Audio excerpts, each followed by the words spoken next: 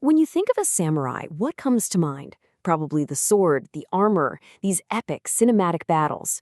But what was the philosophy behind the blade? Well, today we're going to unpack the core principles of Bushido, the real way of the warrior, to understand the mindset that built a legend. Right off the bat, we're hit with a single, powerful line from the Hagakure, a classic text on Bushido. The way of the samurai is found in death. Now, that sounds pretty intense, right? But hold on, this isn't about some morbid death wish. It's actually about conquering the fear of death itself. So, to really get this, we're going to break it down into 4 key ideas. First, we'll tackle the way of death. Then, we'll look at loyalty beyond self. After that, we'll dive into a really interesting one, wisdom versus righteousness. And finally, we'll wrap up with the art of action in 7 breaths. Okay, first up, the way of death. And again, this isn't about being obsessed with dying. For the samurai, thinking about your own mortality was a tool. It was a way to achieve this perfect mental clarity, to be absolutely ready for action at a moment's notice. And here's where this philosophy gets super practical. First, if you're ever in a 50-50 choice between life and death, the path is to choose death, instantly. No second guessing, that just removes all hesitation from the equation. Second, there's this practice of dying anew every single day. It's like a mental reset button, clearing out all the clutter.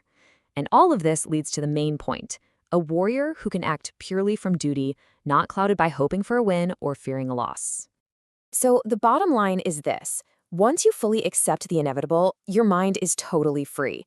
I mean, if you've already accepted the worst-case scenario, what's left to be afraid of? A samurai can then carry out their duty with this flawless focus and just an unbreakable resolve.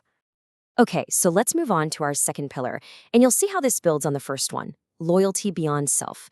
See, a samurai's real worth wasn't measured by how good they were with a sword. It was all about their absolute, unwavering devotion to their master. This chart really gets to the core of their whole value system. Your own interests, your skills, even your personal gain, all of that took a backseat. What really mattered? The master's will, humility, and absolute total loyalty. The Hagakure even says that a loyal but kinda incompetent person is way more valuable than someone who's super talented but only out for themselves. It really all boils down to this, a complete setting aside of your own self. The ideal warrior basically erased their own ego, their own desire for personal benefit, and just entrusted everything to serving their master. Now, this brings us to a much more subtle idea in our third section, the difference between what feels right to you, personally, and what is actually wise. This is the path of wisdom over righteousness. You see, Bushido makes a really crucial distinction here. There's righteousness, which is your personal gut feeling about what's right and just. But then there's the way, which is this higher, more objective path of wisdom. And here's the danger. Your personal sense of righteousness can get really easily clouded by your own ego and self-interest. And that's a pretty powerful question to ask ourselves, even today, right? I mean, how often does what we think is the right thing just so happen to be what benefits us personally? The samurai were trained to be incredibly suspicious of that exact trap. So what was the solution? Talk to people. Seek counsel. By discussing things with others, you get an impartial perspective, a bigger wisdom that goes way beyond your own selfish thoughts. The text actually warns that deep thinking tied to your own self-interest, well, it rarely ends well. And that brings us to our final principle, the one that really ties everything together into this dynamic living code, action in 7 breaths. 7, that's the number. According to the Hagakure, any matter of great importance should be decided within the space of just 7 breaths. Now, this isn't about being reckless, it's about being decisive. Because just think about what happens when you wait too long. First, you hesitate. Then, your self-interest, that same thing that messes with your sense of righteousness, starts to creep in.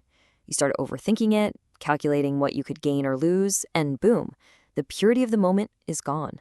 The right thing to do just gets all muddled. The philosophy here is crystal clear, and the numbers are pretty stark. A true warrior acts fast. Hesitation and delay will ruin the outcome 7 times out of 10.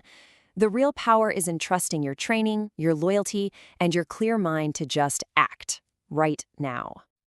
And that kind of leaves us with a final thought, doesn't it? We live in this world that's defined by endless choices, by what they call analysis paralysis. So what can we learn from this ancient code?